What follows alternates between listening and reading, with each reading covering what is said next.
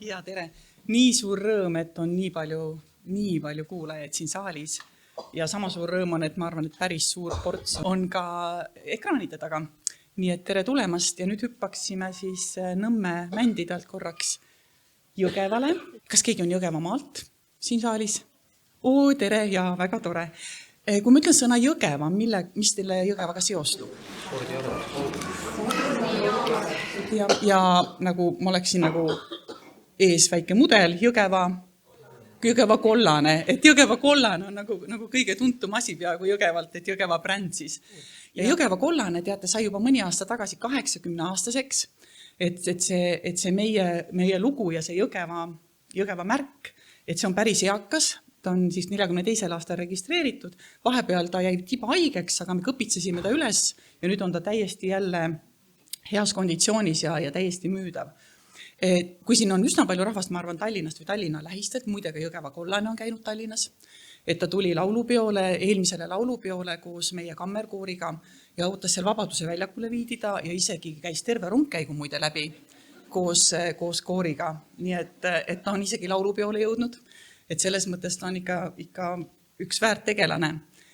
Ja ka Jõgeva kollane, kui Jõgeva kollane see 80, siis me tähistasime ka teda nii, et Jõgeva kollase kastikesed olid mööda maakonda ja ka mõnes üksikus kohas vabariigis olid niimoodi väljanäitused. Me oleme ju Vooremaalt, kus Kalevipoeg on palju tegusid teinud ja siis see on siis vaade Kuremaa veskile, et Kuremaa veski kollase selle juures oli siis ka meie kollane kast. Ja kas ka teate, et on ju igal aastal mingi piirkond on maitsete aasta ja tänavu on siis Jõgevamaa maitsete aasta, ehk siis tänavu katab Jõgevamaa laua.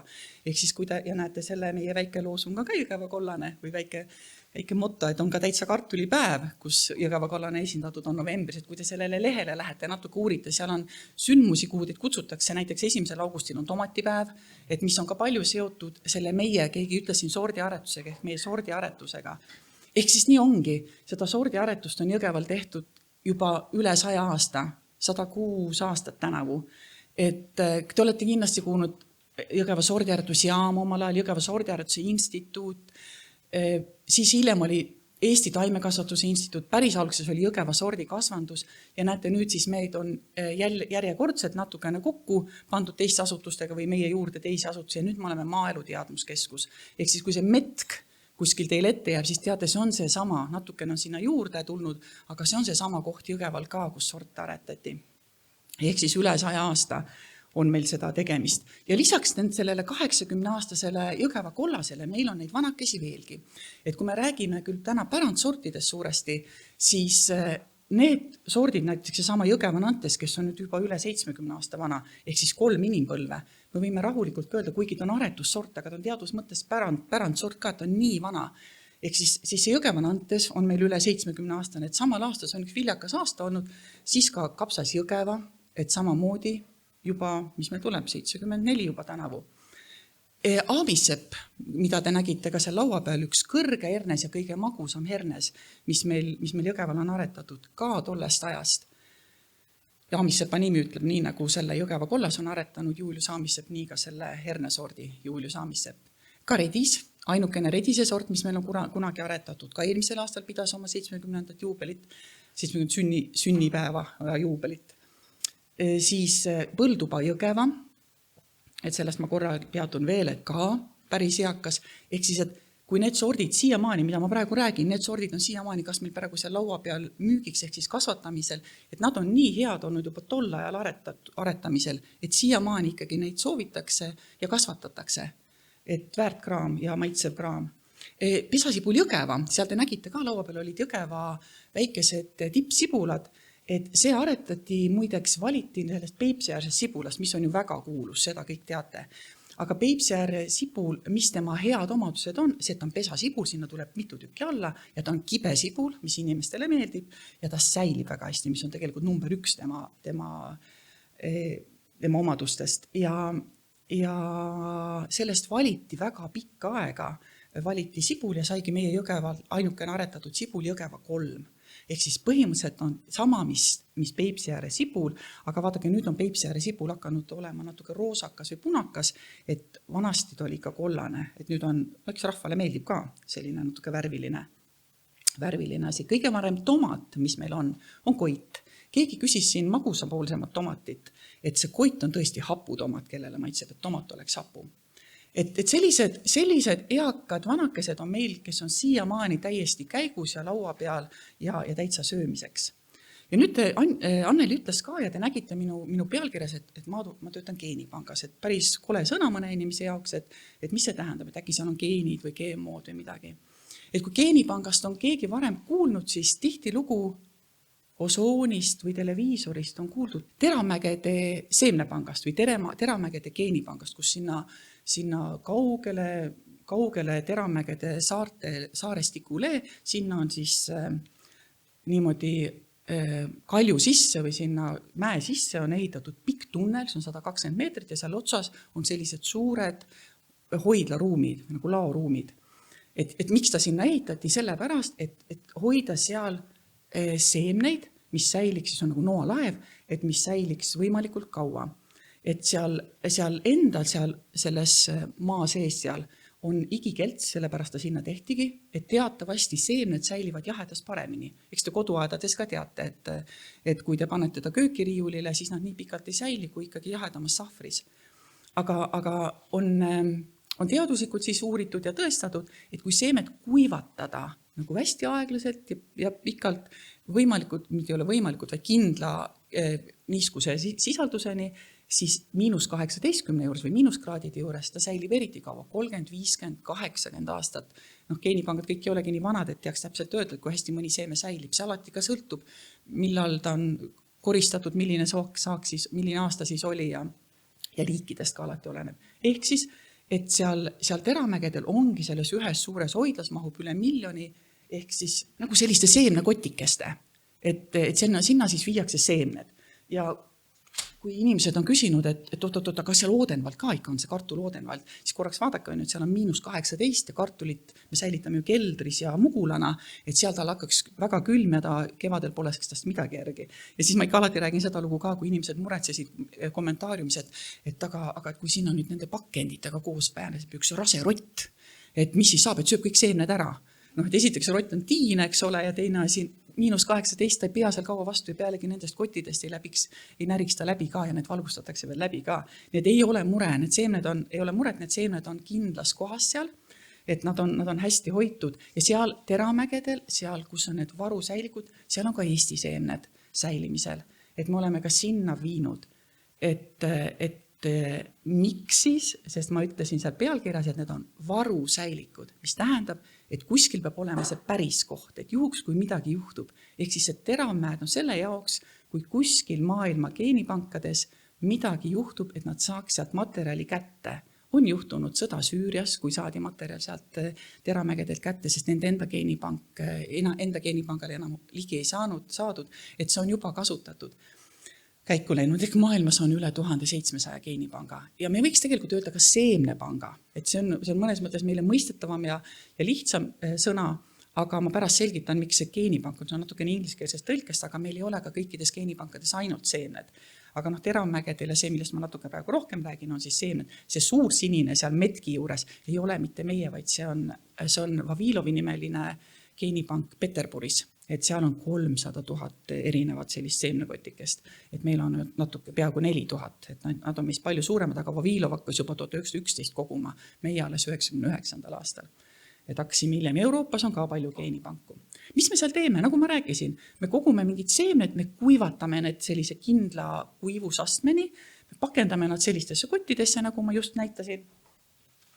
Need suuremad kotid me paneme niimoodi säilima, et me neid ei puutukski, see on nagu see päris kott. Ja need väiksemad kotid paneme siis, siia paneme vähem seemneid sisse, sest see geenipank ei ole ainult mitte, et me hoiame seal ja kellelegi ei anna, vaid terves maailmas kõik aretajad, teadlased, nemad tahavad geenipankadest materjali saada, et nemad saaks teha uurimustööd, aretustööd, uusi sorte aretada. Et see ongi see geenipankade loomise mõte ja ka kõigepealt, et see materjal säiliks. mis on kas vanem juba või teda parasjagu ei kasutata või kuskilt loodusest kogutud, siia veel jõuan. Ja kuidas me aru saame, et kas need siin kotis on elus, me umbes 10 aasta tagant kontrollime, võtame siit mõned seemned välja, kontrollime nende idanevust. Nagu koduski teil, eks ole, kui seemned on riiulis ja te ei tea, kas kevadel nad maha panna, et kuidas nad elus on, et siis vastu kevadet ju saab salvrätiku vahele panna niiske peale ja ongi näha, et kas on elus veel või mitte. Ehk siis see idanevus näitab seda. Ja see, mis ma just ütlesin, et jaa, me anname neid sealt välja, et see ei ole meil nagu selles mõttes muuseum või hoiukoht, et meil on kindlad süsteemid, meil on andmebaas, kus saab välja ja meil on ka hea uudis, siin on küll kirjas, et anname sordiaretust, teadustööks ja õppetööks, et Eesti riigis on selline seadus nagu taimede paljundamise sordikaitse seadus, mis siiamaani tegelikult ei lubanud seemed niimoodi, et vahetame oma vahel või müün teile siin kuskil seda seemed, mis ei ole siis registreeritud, ehk siis need, mis seal laua peal on. Aga nüüd eelmise aasta alul tehti seaduse muudatus ja mis lubab, et me võime seemet oma vahel vahetada, et me võime väikeses kogustes, need on ka minister ära määranud, kui suured need on aiapidaja jaoks päris kenad numbrid, et ei ole üldse hullu, et me võime seda seemet anda, ehk siis ka geenipangast võime nüüd anda seemet hobiaednikele, ehk siis teile, kui teil on soovi mõne huvitava sordi järgi. Ja seda tehti sellepärast see muudatus, tubli Eesti, täitsa kohe Eesti lipuvärvides vöö sinna panime, et tubli Eesti, et selleks, et just kohalikke sorte säilitada, sest ega ainult külmkapis, mis teil ütlesin, need on tavaliselt külmkapid, kuhu meil maasikad ja liha käivad, et see on geenipank, eks ole. Mõnedes geenipankades on suured ruumid, et terve ruum on külm. Aga ma olen soojalembeline, mõtlesime, et kui me oma geenipanka tegeme, et iga kord, kui sa lähed sealt seemet välja võtma või panema, siis pead ju jope selga panema, saapad jalga panema, et ei tahtnud niimoodi. Et mõnusam on ikkagi, et lihtsalt paned kindlad kätte, võtad kapist asjad välja või paned asjad kappi tagasi ja kodus ka juba harjunud maasikatega niimoodi toimetama, et ei ole hullu. Ehk siis, et ta ei ole ainult seal, et ainult seeme oleks nüüd ainult kuskil külmkapis, et see ei ole eesmärk, vaid see ka, et teda ju kasvatatakse ja kasutatakse, see on see hoidmine, et kui igaüks annab üksteisele ja igal ühel on oma aias, igaüks kasvatage ometi oma enda toitu, eks ole ju. Kuidas me saame naabrimehe peale loota või kellegi teise peale loota, poe peale. Läheb elekter ära, ei saagi kaardiga maksta ja siis peab ikka oma kartulid võtma.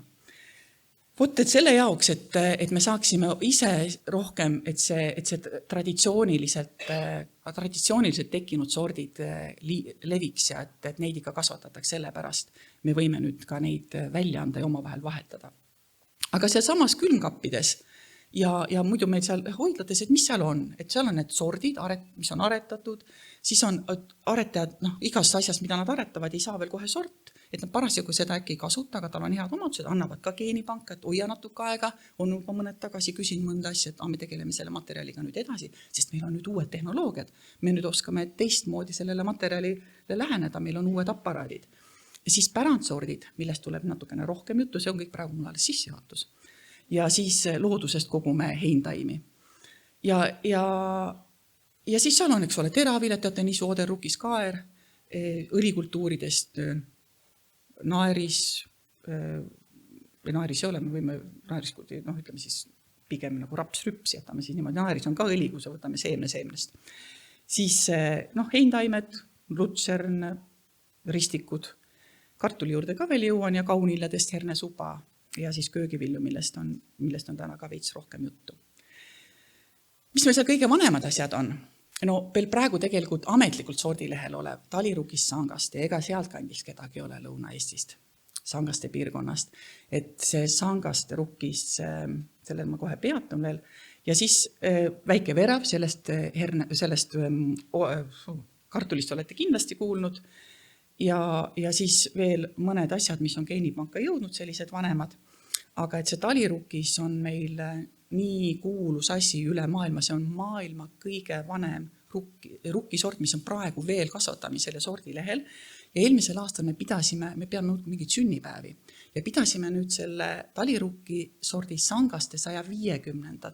sünnipäeva. Ja tema aretaja Graf Berg, kes on siis seal Sangaste lossist, tema oleks eelmisel aastal 180, et tema sünnipäeva pidasime ka, et meil olid suured mitmeid sündmusi, meil on olemas Eesti Rukkiselts, mida juhib Vahur Kukk, meie enda töötaja, ja Rukkiselts korraldas mitmeid sündmusi. Muideks see pilt seal, kui rukkist külvatakse sügisel, on tehtud siin samas muuseumis, näete, meri tagant paistab, ja see on 2003. aastal, kui Arnold Rüütel, kes oli siis see oli ka nagu rukki koristus, oli veel eriti suured sündmused, seal ei ole meil pilti, tema oli siis selle patroon tol ajal ja ta oli ka Ruukiseltsi liige, tema on ju ka agronoomiks õppinud ja olnud ka Maaülikooli rektor. Et siis on siinsamas tehtud pilt, sellepärast ma selle panin. Ja eelmisel aastal, kui me seda sünnipäeva pidasime, siis meil oli ka rahvusvaheline konverents Tartus ja Sangastis ja näete, see Sangaste päriselt kasvab inimesest pikemaks.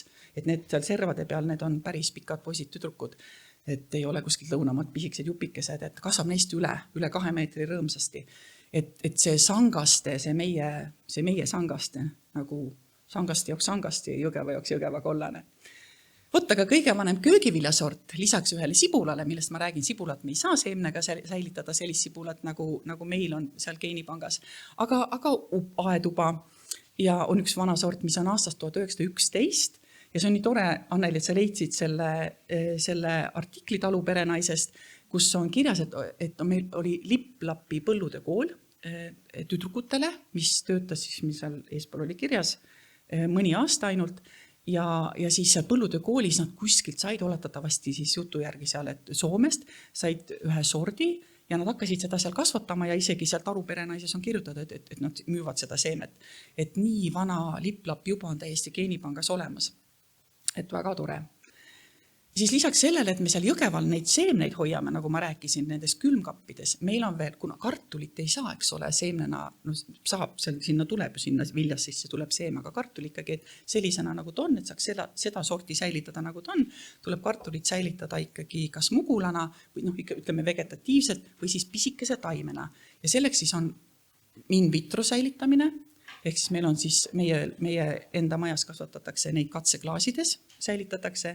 Puuvilja ja marjakultuurid on Pollis, ka on nagu geenipank, et kus hoitakse vanu sorte. Ja maitse- ja ravimtaimed ja dekoratiivtaimed on Tartu Ülikooli botaanikajas, ehk siis selle töö eest, mis me teeme ja mida me siin räägime, saame rahariigilt, mis on väga tubli, sest et tegelikult on rahvusvaheliselt meil antud kohustus, et tuleb oma maist ressurssi säilitada, selle nimi on geneetiline ressurss, sellepärast selline nimiga, aga ehk siis seda mitmekesisust tuleb säilitada, iga riik peab sellest hoolitsema ja meie riik seda hästi teeb. Alati võiks rohkem, aga abiks on see suur küll, et meil on need kollektsioonid säilitatud.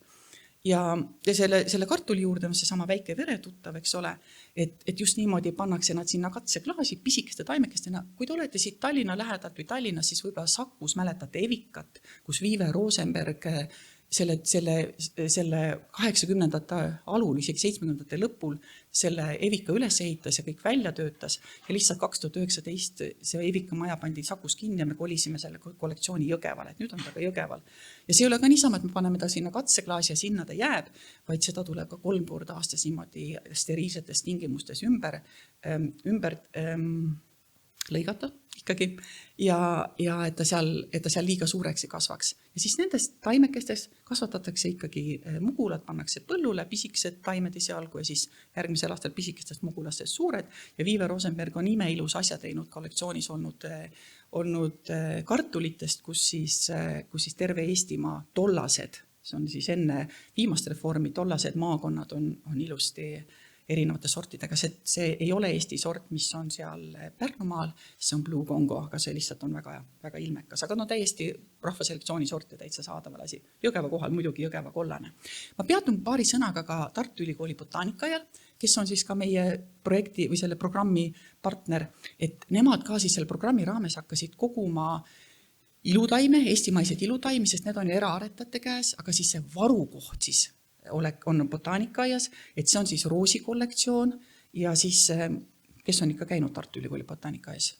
Väga, kui hästi. Ja teate, minge veel ja kui ei ole käinud, minge ikka veel või minge uuesti ja minge jälle ja minge ikka, sest et seal on nii väiksel maalal on nii palju liike, selline liigirohkus ja nüüd on siis seal Emajõe poolselt küljest on siis seal Emajõe poolne müür, et selle müüri ääres on Eesti päritolu elulõngad. Nüüd sõltub natukene aastast, kuidas nad välja näevad, aga seal neil on nii vahvad nimed, et mulle muidugi kõige rohkem meeldib see sort, mille nimi on Külli, aga seal on ka Rüütel ja Rahvarinne ja on igasugused, neil on nii vahvaid nimesid pandud, et täitsa tasub vaadata ja lugeda.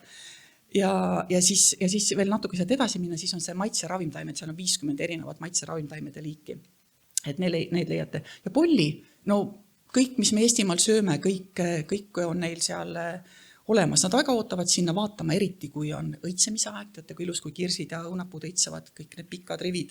Ja eks kui on õunaaasta, siis on õuna korjamisel alati abi vaja, et te olete väga oodatud, leppige kokku ja tegelikult nad võtavad rõõmuga ekskursioone vastu.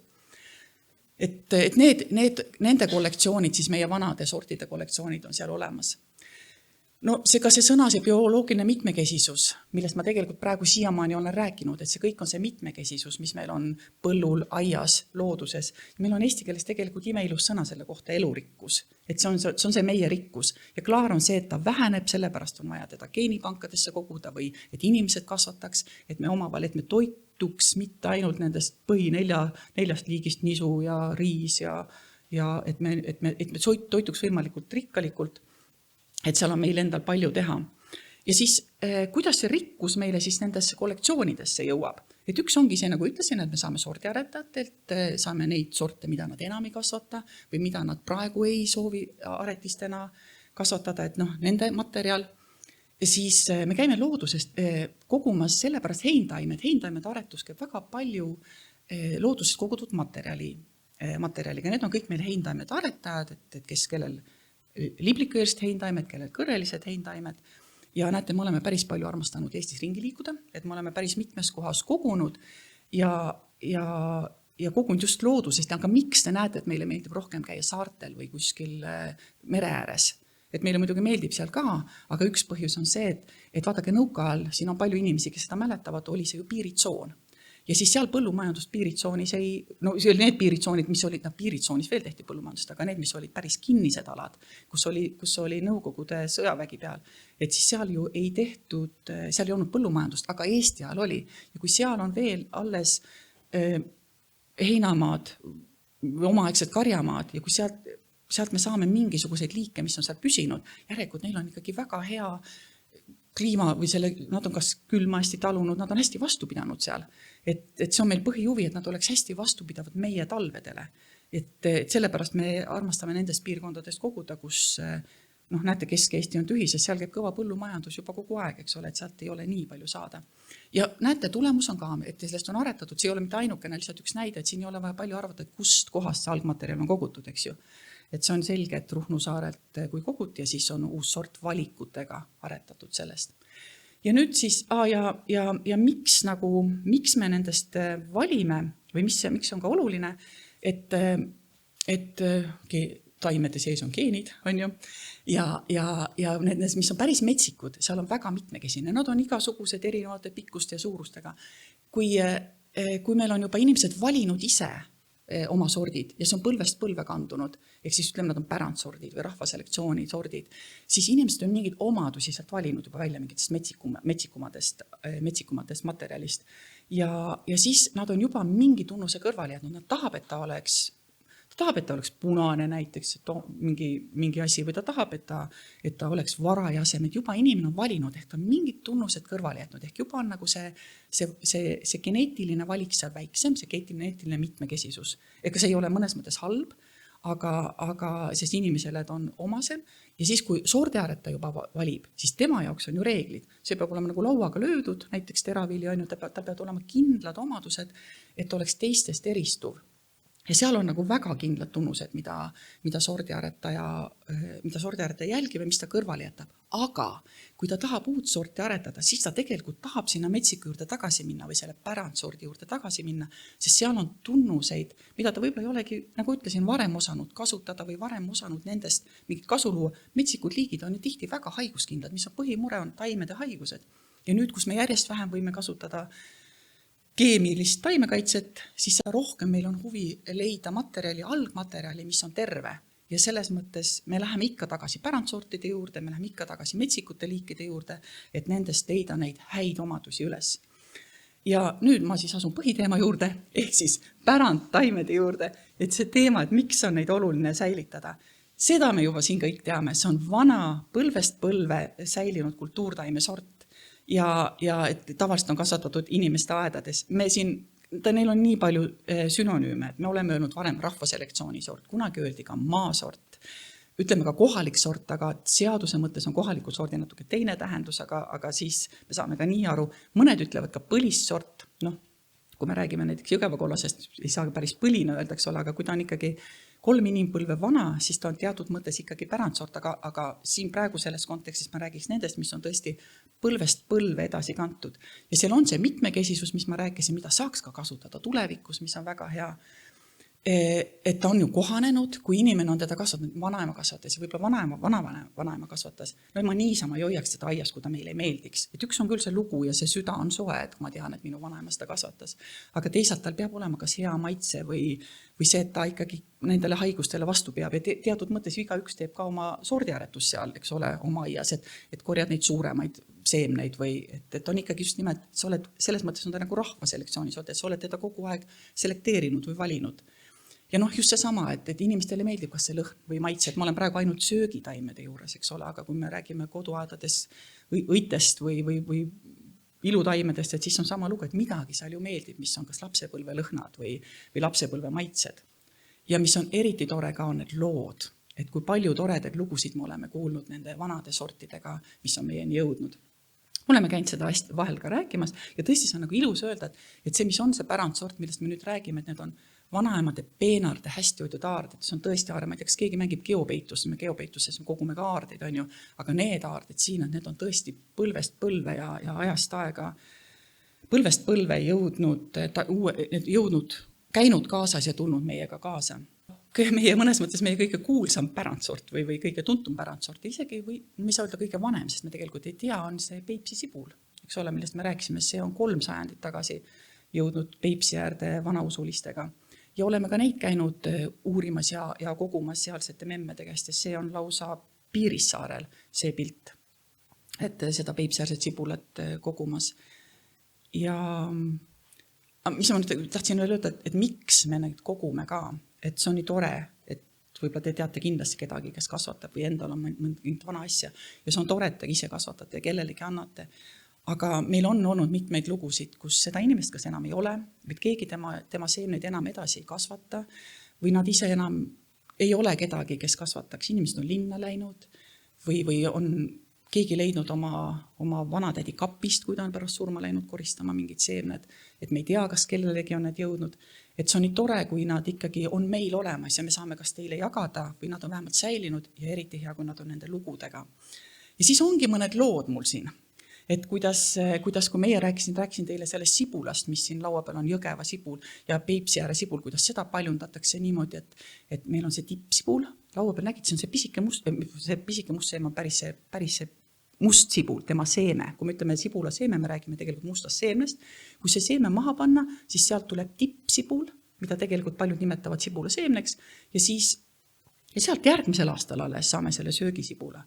Ja sellest on ka lugusid kirjutatud ja meie köögiviljaaretaja Ingrid Pender kirjutas sellest Maalehes ja Virve, kes oli tollal äkki 93, helistas ja ütles, et miks te nüüd nagu niimoodi kasvatate. Sibul tuleb maha panna, üles võtta, et nagu minul on olnud seda 100 aastat, umbes 100 aastat on nende peres seda niimoodi kasvatatud. Läksime Virve juurde vaatama ja Virve sibulaid vaatama, et ta rääkis, et tema vanatädi oli Sangaste mõisas kokaks ja siis selle vanatädi kaudu jõudsid siis need sibulad vanaema juurde, siis see sibul oli seal mõisas, et on arvata, et sealt toodi siis koju kaasa seda mõisast ja siis need on nüüd Virve seal selle truubi ääres on, kuidas Virve neid kuivatas. Ja see Virve lugu meil on mitu lehekülge, kuidas ta rääkis, kuidas ta seda ikka paneb enne lilla vette, enne kui ta maha paneb ja kuidas ta seda maha lõikab, kui palju ta maha lõikab, et sealt hästi palju tuleks sibulaid alla. See alumine pilt on meil Jõgeval kasvatatud, meil on raske maa, et meil ta ei taha nii hästi tulla, aga Virve ütles ka, et ta on 17 sibulat sinna alla tulnud. Et kõvasti küll. Ja teate, kui uhked olid Sangaste tollase Sangaste valla inimesed, neil on nagu 150-aastase Sangaste rukki kõrval 100-aastane Sangaste sibul. Et see küll on Pülme küla, mis on Sangaste lähistel, aga nagu milline lugu ühe valla jaoks. Siis ükskord ma sain foto, me oleme teinud neid üleskutseid, nagu nägite, kas telekas või kuskil raadios, et andke meile teada, kui teil on mingid vanu sorte. Ja siis üks armas Hardatädi saatis sellise foto, see on tema enda ümbrikus, kohe oli foto ja taga oli lugu, et meil on sellist upa kasvatatud, juba minu ema kasvatas seda ja tema ise oli 40 ja rohkem aastat olnud Porkunis Kurtumade koolis matemaatikaõpetaja, aga tema ema seemned olid Vändrast. Me esialgu nagu teadsimegi, et need ongi Lääne-Virumaa seemned, et on kogu aeg seal kasvanud, aga tema käes oli need olnud tõesti väga palju aastaid juba enne, kui ta Vändrast ema käes selle tõi. Siis üks tore lugu, mida võib-olla on keegi lugenud ka ajakirjast Aed ja kodu mõned aastad tagasi, kui meil oli üks aiapäev siin lähedal, Keila lähedal Ohtus ja Anneli rääkis hommikul raadios ja kutsus üles inimesi, et selline päev ja et andke teada, kui teil on midagi vana. Ja tuli Aili Lindroos, kes nimi on tal nii tore, sest ta on suur roosikasvataja või põõsasroosikasvataja. Ja tal oli kaasas üks kaalikas ja üks tikutops kaalika seemnetega. Ja ta rääkis selle loo, kuidas need kaalikad on olnud, tema ema on kasvatanud ja kui nad sküüditati Siberisse, siis koos kuidas nad selle kaalika seemne sinna kaasa võtsid. Ja nüüd nad tulid ka selle sama seemnega siia Eestisse tagasi ja ta on ise seda siin edasi kasvatanud. Ja Aili on ka üks hea näide. Kui me võtsime selle seemne geenipanka, tema on meil ka üks hea sõbranna, tädid on saanud nagu nii toredateks sõbrannadeks, et siis Aili ise küll kasvatab, aga ühel aastal tal juhtus midagi. Ma ei tea, miks tal ei olnud ka varuseemed, igal ühel peab olema riiulis midagi, eks ole, järgmiseks aastaks ka. Keegi pistis tal selle kaalika nahka ja ta sai geenipangast oma enda kaalika tagasi. Et selles mõttes see oli ka üks oluline koht, et ta oli meile sinna jõudnud. Vahel juhtub nii. Siis minu emapoolne vanaisa on pärit nüüdsest Perila lähedalt. Tasuja oli siis ja Bussiam on endiselt Tasuja. Ja kui ma viimati või eelviimati paar aastat tagasi rääkisin umbes neid samu lugusid Viljandi lähedal Tuhalaanes, siis pärast tuli minu juurde üks mees, kes ütles, et tema käib abis Tasujas ühel Heljel, kelle peres on küüslauk, mida on kasvatatud nii kaua, kui nad mäletavad. Ja seal kaks rääkima, kus ta on, ja ütles, et Raasiku lähedal ja Aruküla, mis ta ütleb, et veel täpsemalt. Issand jumal, minu vanaema peaaegu naabrid, kilomeeter eemalt, nagu minu vanaema seal meie talusse, või see ei ole talu, vaid meie majas seal ei ela enam kedagi. Aga see on ka meile nii südamelähedane, kõik me lapsepõlved seal möödunud. Ja nüüd on sellest külast küüslauk meil kasvamas ja geenipangas. Ja miks nad all on selles kastikeses, et seesama Heino oli viinud oma Viimsi koju, Haabneeme koju nad niimoodi kasti pannud sügisel, kuna tal endal peenramad ei ole ja Heljel küll oli seal Tasujas või seal Perilas ta maas, aga oli ka pannud need, mis üleid oli pannud keldrisse. Et küüslauk teatavasti läheb, eks ole, taliküüslauk läheb sügisel maha ja saime kenasti selle keldrist võetud küüslaugu kevadel maha panna ja kasvama, aga näete, seal mõned küüslaugud on sellist koledad, et need on liiga hilja üles saanud või siis selle ümber istutamisega said juured kahjustada ja siis neil ei ole mingid haigustega midagi, lihtsalt küüslauk tuleb õigel ajal üles võtta. Et see on nagu mulle ka südamelähedane lugu ja siis see jutt, et meil on nüüd Kärneri talu küüslauk minu vanaema kandist.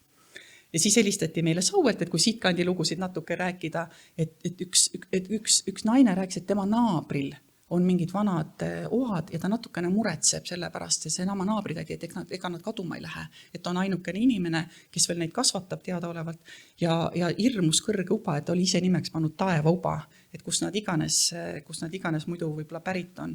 Et ka see, siis käisime Sauel külas selle daami juures ja saime need oad ka endale geenipanka.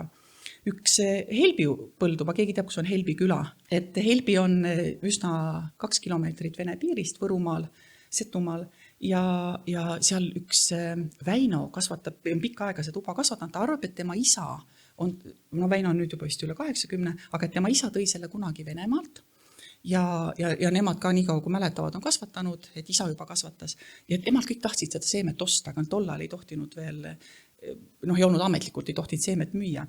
Ja siis tema oli nii tubli, et kõik sai selle ametlikuks, et me saame müüa, me nimetame neid säilitussortideks, et geneetilist ressurssi saab müüa ametlikult, et nüüd on täiesti see Helbi juba on täitsa aiapoodides müügil juba mitu aastat.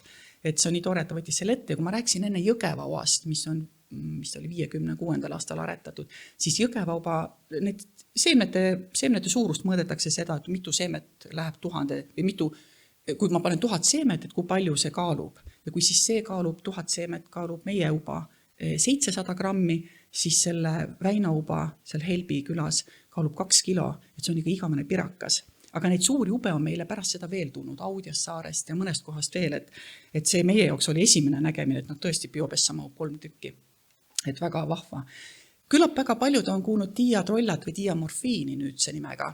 et kellel on Vanaemaaed OÜ, et tema tegi sama loo oma vanaema hernega, ka tema lugu ja tema herned, et ta selle sai ka ametlikuks, et see saab ametlikult osta.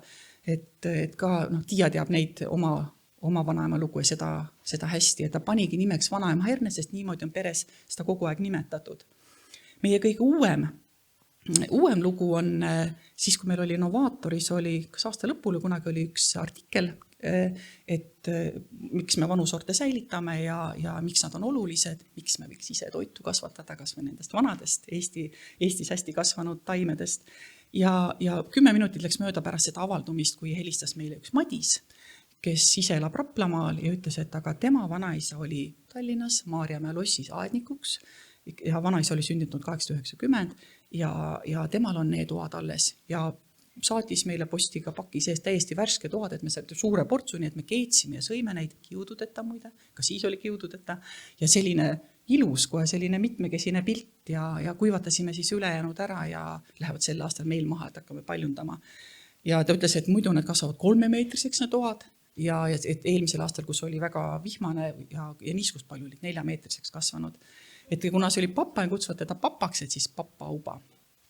Ja mitte ainult me ei räägi seemnetest või köögiviljadest, et samad lood on ju õunapuudega, eks ole, et kui on näiteks üks helistati meile Maarja Magdalenast Jõgevamaalt, et nad teavad, et see õunapuu on vähemalt 120-aastane, aga et ta on suremas, ta on kadumas ja polliinimesed, nagu ma rääkisin, tegelevad aiaviljade ja puuviljade ja marjapõõsastega, siis polli inimesed võtsid sealt pooke oksa ja see puu on selles mõttes päästetud, et ta elab edasi noorena, aga et need tihtilugu on niimoodi, et need sugulased tahavad, et see lapsepõlve maitse või see lapsepõlve lugu jääks ja kui see õunapuu läheb maha, siis on võimalik teda selles mõttes päästa, et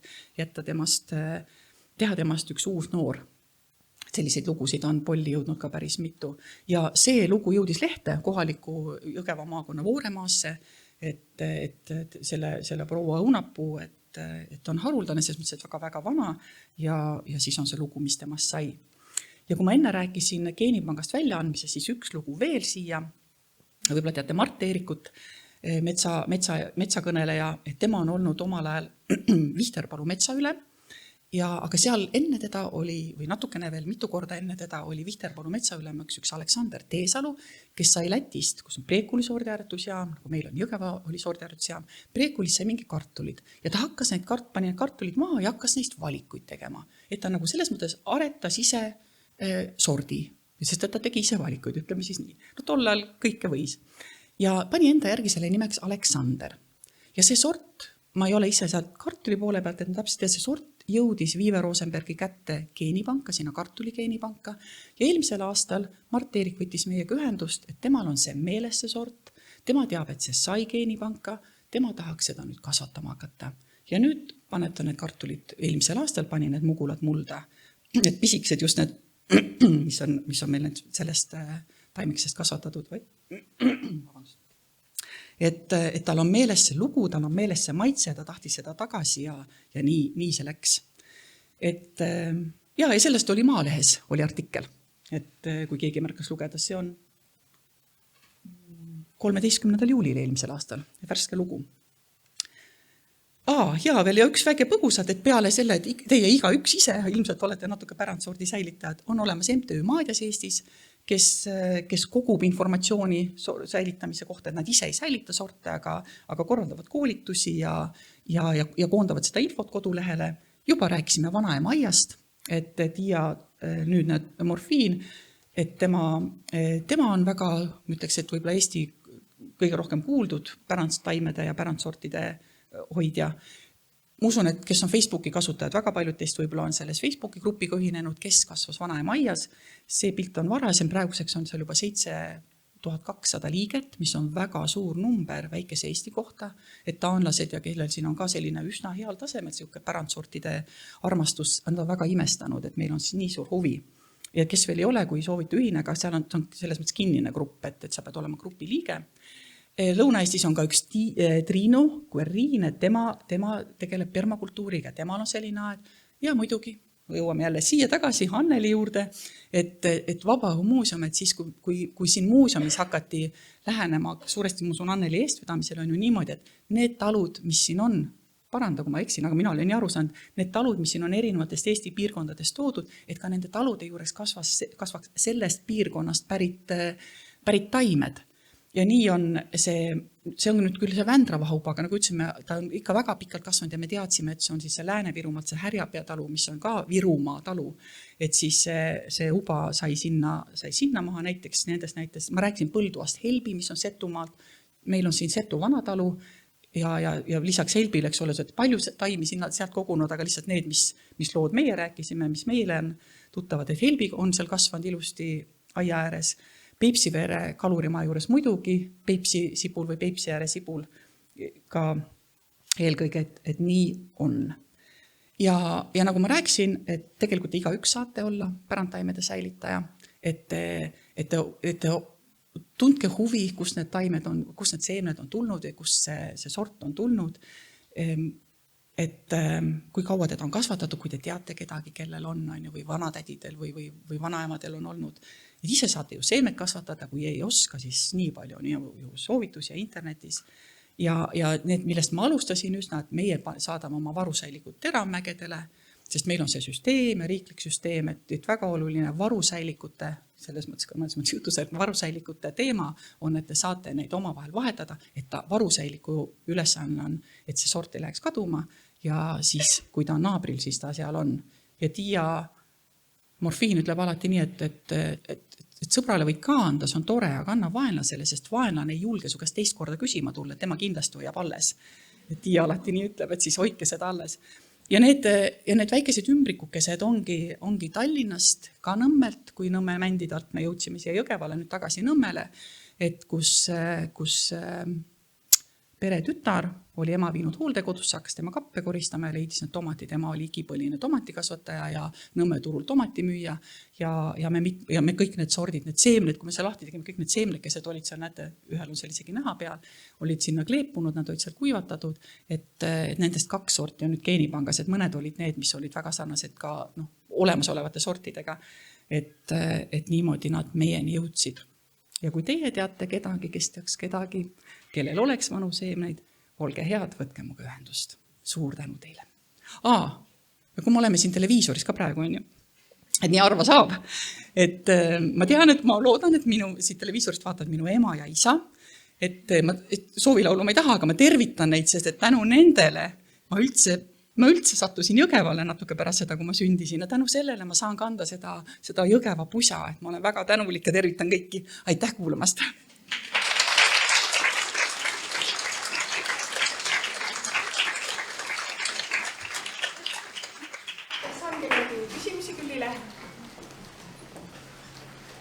Ja ma küsiks, et kas teil on vahest ka juhtunud, et mõne sordi nagu leiate väljamaalt sugulased üles? Me ei ole niimoodi otsinud, et ei ole. Me teame, et sangaste sugulased on kõik väljamaal ja nemad on käinud meil sangased vaatamas, aga nende pärandsortidega ei ole, et kui inimesed ise neid lugu, aga me ei ole nagu sortide järgi otsinud.